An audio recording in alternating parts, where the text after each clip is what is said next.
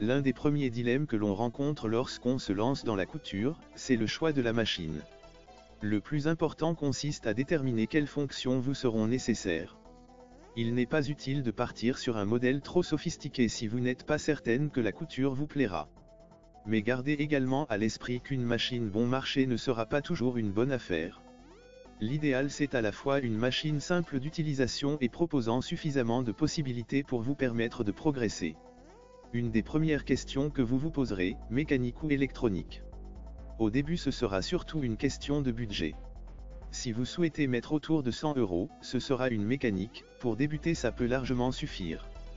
Mais si vous êtes sûr de vous, et que vous pouvez vous offrir tout de suite une électronique, alors foncez. Les machines électroniques permettent une couture souvent plus intuitive puisque la machine s'occupe des réglages à votre place, beaucoup de réglages sont prédéfinis. Elles sont également un peu plus silencieuses et souvent plus précises, notamment dans la régulation de la vitesse.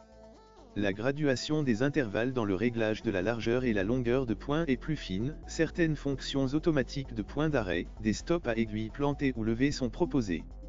En France, les ventes de machines à coudre ne se sont jamais aussi bien portées, plus 10% d'augmentation cette année. Mais que l'on soit débutante ou confirmé en couture, c'est toujours la même question qui revient, quelle machine faut-il choisir ?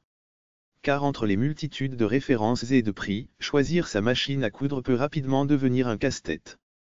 Faut-il alors privilégier les machines manuelles ou automatiques ?